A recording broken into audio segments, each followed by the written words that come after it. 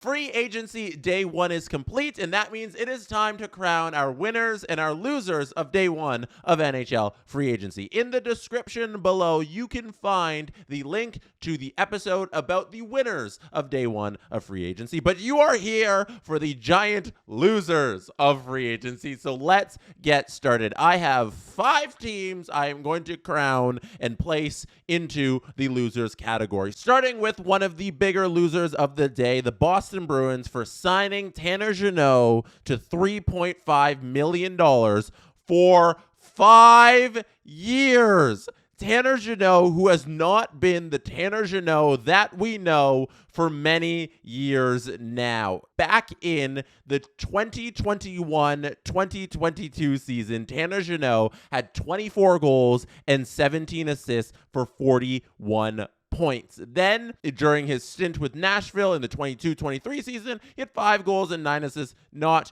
great. Mid-season trade over to Tampa Bay Lightning, who paid the sun and the moon for Tanner Jeannot for the type of player he is, and also for hopefully some sort of production. In that 23 run against the Toronto Maple Leafs, he got injured in the playoffs too, only had 3 games against them in the playoffs. Has not been the type of performer that he was in that second year, in his first full year in the league, really, in that 21-22 season, and then subsequently was moved over to LA. They also paid to get him, and he did not perform for the Kings. In 67 games, he had 7 goals, 6 assists, and then his season ended prematurely with a groin injury, and he did not play in the playoffs for the Los Angeles Kings. The Boston Bruins decided to give this player, who I think is a very talented player, and I came on this channel, on this feed, and I said, I want the Leafs to get Tanner Jeannot. I want this guy on the Toronto Maple Leafs at a reasonable number. $3.4 million for Tanner Jeannot to play in the bottom 6 of your lineup for 5 consecutive seasons is not good asset management. That is not how you distribute the dollars you have under the salary cap. He is not worth $3.4 million, and he's definitely not worth a 5-year commitment at that number. He's 28. That means he is what he is at this point. It's not about crossing your fingers and hoping that he can be the Tanner Jeannot of a couple years ago and grow into that player. You know what he is, and I think it's just a little too much for this player. I would have loved him at 1.5 for the Leafs to play somewhere in the bottom 6. At 3.4 for 5 years, it is way too much. Team number 2 on my losers list from day one of free agency, the Columbus Blue Jackets, who did not sign a free agent, but instead kept their guy from going to free agency, and that is Ivan Provorov, who they re-signed to an $8.5 million per year contract for 7 years. Ivan Provorov is now amongst the top 15 highest paid defensemen in the National Hockey League, a place where he should not be based on what he is to the Columbus Blue Jackets, and that is a second pairing left defenseman. He'll probably be playing behind Zach Werenski on the second pairing of your left D there. And for $8.5 million, $1 million short of Zach Werenski, Ivan Provorov is not worth that money, and he's not even a young guy. It's not like you're paying this 22-year-old and you're expecting him to grow into it. Just like Tanner Jeannot, he's 28, but unlike Tanner Jeannot, he got more years than the 5 Jeannot got. He got 7, a giant overpay for 7 years. In a vacuum, this deal is an overpay, and that's why the Columbus Blue Jackets have to be placed here on the losers list. But considering the circumstances of the Blue Jackets, who are $19.6 million under the NHL salary cap, it doesn't really matter that it's a terrible contract because they were never hitting the cap ceiling. So if they're paying a guy $2 million more than he should be making, $3 million maybe even more than he should be making, it doesn't matter because that $3 million doesn't change what they're doing with their roster because they're not bumping up against it. But that is not a smart way to run your team, because what happens if one day you do need that salary cap space? The Columbus Blue Jackets should be hoping and planning for that one day they have to hand out a giant contract to Adam Fantilli, to Kent Johnston, to Denton Matejchuk. Like, you want these players to grow into giant contracts, and you're going to want the salary cap space available to do that. And handing out a big boatload of money to Ivan Provorov, who is not worth $8.5 million, is not a good way to run your team. Number 3 on my list is the Los Angeles Kings, and I really like what the Los Angeles Kings are doing because they've kind of been retooling on the fly. They've been going up against the Edmonton Oilers every single year in the playoffs and falling up short, and they've been trying to reshuffle the chairs on the deck to have all this young talent come up and their aging talent stay there with the young talent. I think they've been doing really good with their roster, but then today, Ken Holland decided to hand out a $4.5 million contract, AAV, for 4 seasons to Cody Ceci.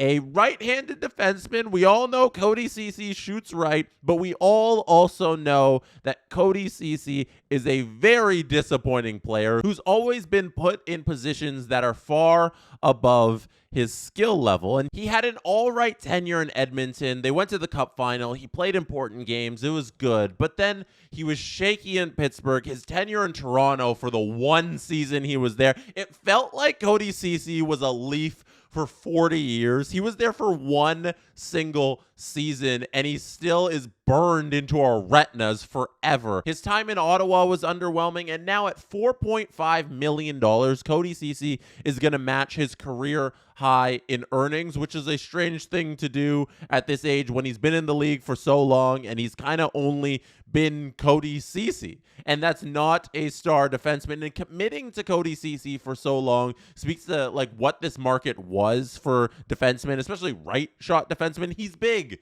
We get it. He's big, but he's not skilled, and he has never been skilled. And to see a smart team like the Kings commit money to a player who's going to be disappointing in Ceci, it's disappointing to see. I did like their signing of Corey Perry. I think Corey Perry's a winner, and I think whatever team he's on is going to be boosted by having Corey Perry around. Anton Forsberg is great depth goaltending. Joel Armia, too, making $2.5 million for 2 years to join the Kings, is a signing I'm not really a big fan of. I think Ken Holland might be going in the wrong direction with these Los Angeles Kings with these signings, and I'll throw in there as well Brian Dumoulin, $4 million AAV for 3 seasons. That's a total value of $12 million. I'm not a fan of what the Kings did today. They spent a lot of money in a lot of middling pieces. I hate to add this next team to the list because I had higher hopes for them heading into free agency, and they did get JJ Peterka. That's the Utah Mammoth. So if we're including the JJ Peterka deal, this whole thing looks a little better, but I think I gotta add them to the losers category because Nate Schmidt and Brandon Tanev, Nate Schmidt for $3.5 million, Brandon Tanev for $2.5 million, isn't what I wanted the Utah Mammoth to do. I wanted big swings out of the Mammoth, and it felt like with their moves today, they were kind of left holding the bag of money they wanted to give out to all of the free agents, and there weren't many free agents available, and they had to settle on Nate Schmidt and Brandon Tanev. Brandon Tanev at $2.5 million. Okay. He's 4th line player, 2.5, cool. If you're not up against the cap, that's fine. But Brandon Tanev's name value has always been higher than his actual production. And Nate Schmidt at $3.5 million is coming off a season with the Florida Panthers where he was making $800,000, which is ridiculous. Bill Zito should be in jail for getting Nate Schmidt to sign that deal. This is a player who played big minutes when he was with the Vegas Golden Knights, played big minutes when he was with the Winnipeg Jets, but he's not Nate Schmidt of prime. And I feel like you're going back in time and betting on Nate Schmidt to return to a higher form of Nate Schmidt at $3.5 million for 3 seasons till he's 36. That, too, also screams desperation to me when you're giving this 33-year-old a 3-year contract. It's not pretty in my eyes. It feels like an overpay, and it feels like a team that's reaching when they didn't have a big fish that they could spend money on. I know they wanted to be in on the Besser negotiations, and that just never came up. They never had the opportunity to offer big names big money, and I expected the Utah Mammoth to make a big splash, and what I got was Nate Schmidt and Vitek Vanacek and Brandon Tanev. So I'm disappointed. So the Utah Mammoth, I gotta add them as soft losers in this category. The last team we have to talk about who had a very strange day, and I'm going to justify one of their signings, but it's an overpay, and you shouldn't do that, but it makes sense if you're this team, and then the other signing, you just didn't do the right thing. That is the Philadelphia Flyers signing Christian Dvorak and Dan Vladar. So they handed Christian Dvorak this $5.4 million contract, but it is for 1 season. And I can understand you giving a player a 1-year deal on, hey, come here, play maybe until the trade deadline, and then we flip you. Or come here for 1 year, boost your stats, we keep you, whatever. We'll find out if you're actually worth that $5.4 million. Christian Dvorak right now is not worth $5.4 million. His numbers do not justify that. We'll look at them from last year right now when he was on the Montreal Canadiens. Those 12 goals and 21 assists he had are not worth $5.4 million.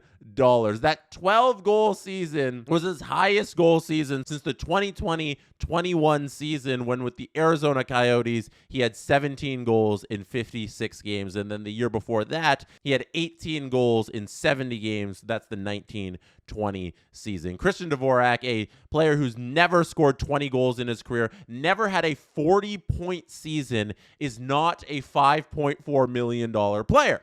You have to be in the loser category if you were handing out this giant contract to a player who doesn't deserve it. But I understand that it's 1 year. They can retain on the money, flip him at the trade deadline if he's performing well, and then you're good. You're good. You can move on. And right now, you're the Philadelphia Flyers, who are not trying to compete for a playoff spot. I don't think they think they're a playoff team this year. I don't think they will be in the playoffs. It's fine to have this on the books for 1 season. Reevaluate next year if you don't end up trading him at the trade deadline. But that doesn't mean that he deserved all of this money and he deserves to make this amount of money in Philadelphia. And then on to Dan Vladar, who signed this contract entirely because Jake Allen never hit the market. I think that is exactly it. I think the Philadelphia Flyers and Daniel Briere were ready to give Jake Allen a whole bunch of money, probably a contract similar to this, but for much longer and maybe like a couple $100,000 more. Dan Vladar got $3.35 million from the Flyers for 2 seasons, which is okay. It's all right. He had an all right season last year in Calgary. He's going to be, hopefully, in the perfect world for the Flyers, your number 2 goalie. Maybe if Urson and Fedotov do well, he'll be your number 3 goalie. They wanted Jake Allen. Jake Allen never hit the market. Even though New Jersey and Philly are right next door to each other, he wouldn't take the extra money to come to Philadelphia, and that sucks for Philadelphia, so they had to settle on their second option. They are the bridesmaid in the goalie conversation today on day 1 of NHL free agency. Let me know what you think about my NHL free agency day 1 loser list, and let me know about your biggest losers from day 1 of NHL free agency in the comments on the Jesse Blake Sports Report YouTube channel. That is it for me right now. Thank you for being here. You could have been anywhere in the world, but you chose to be watching or listening right now, and I appreciate you for that. Don't forget to hit like, and don't forget to hit subscribe. Good night from Toronto.